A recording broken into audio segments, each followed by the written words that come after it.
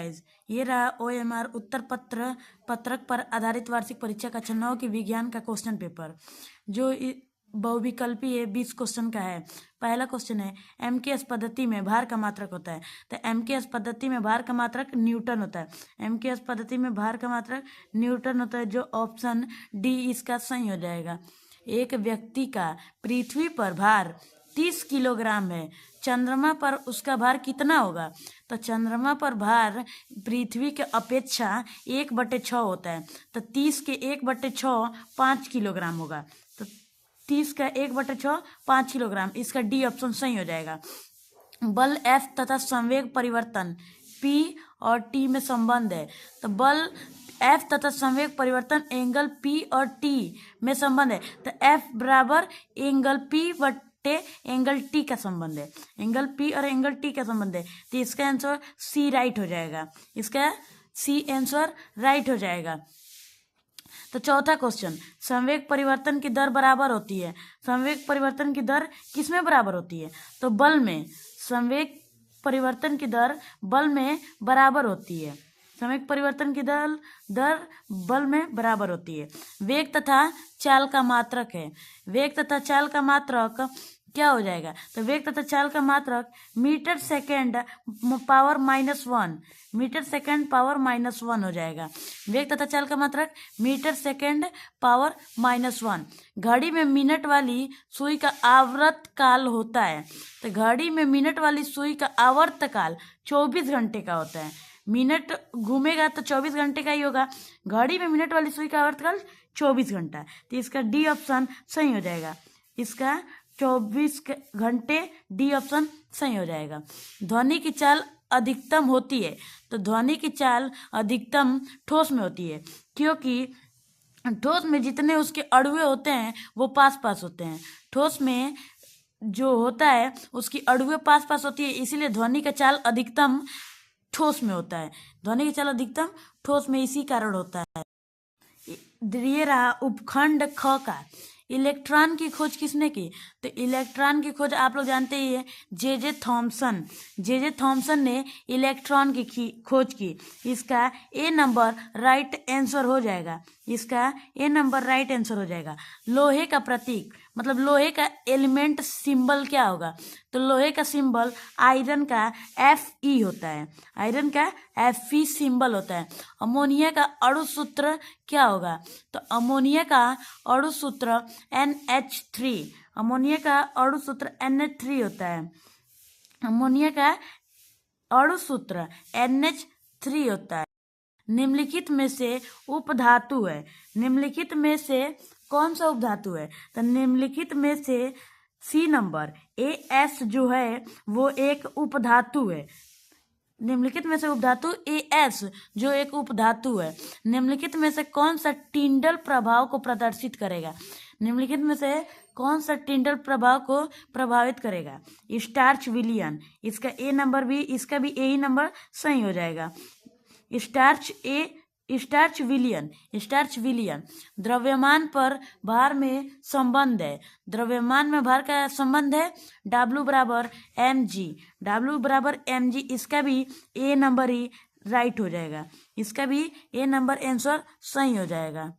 14 number question है, निम्न ऊतक की परिपक्व कोशिकाएं मृत होती है।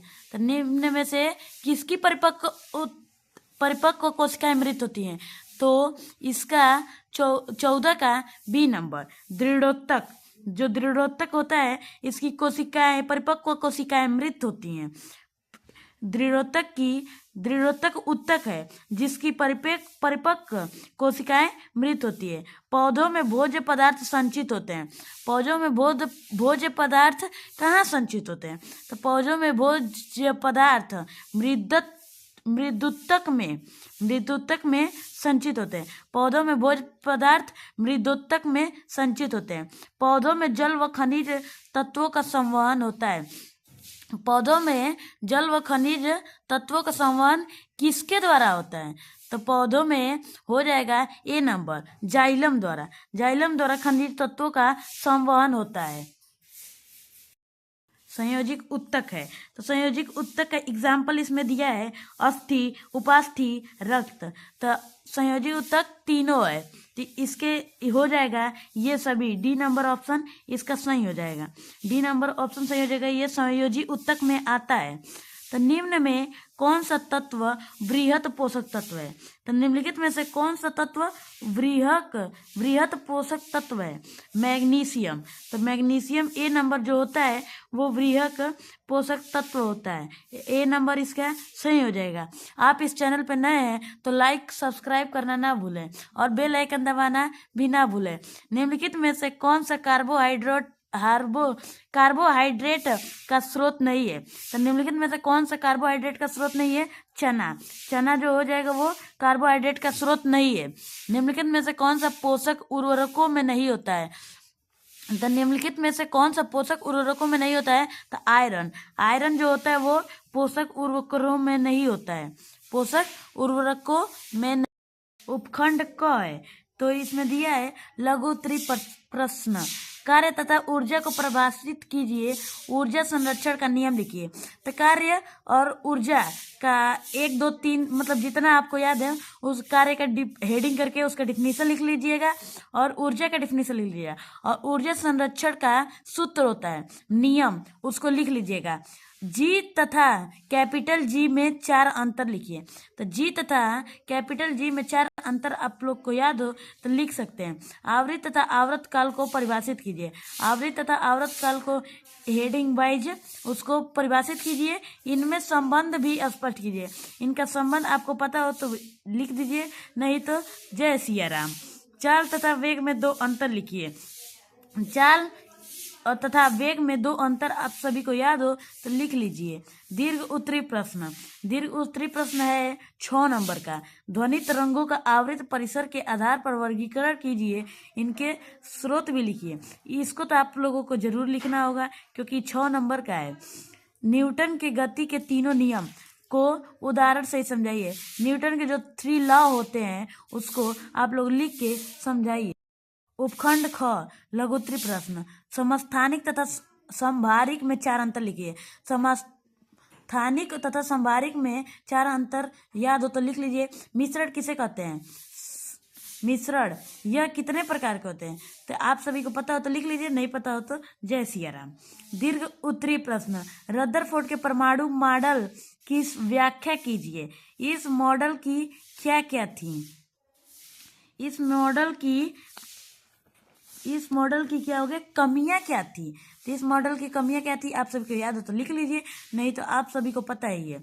अथवा पोटेशियम की द्रव्यमान संख्या 39 तथा परमाणु क्रमांक 19 है। इसके न में प्रोटॉन, इलेक्ट्रॉन तथा न्यूट्रॉन की संख्या बताइए तथा इसका इलेक्ट्रॉन विन्यास भी लिखिए। आप सभी को याद हो तो लिखिए, नहीं तो आप सभी को पता ही है। जय सिया राम। उपखंड ग लघुत्तरी प्रश्न। अंतर लिखिए। अस्थि तथा उपास्थि में किसी एक का अंतर लिख दे, दोनों का अंतर लिख देना है।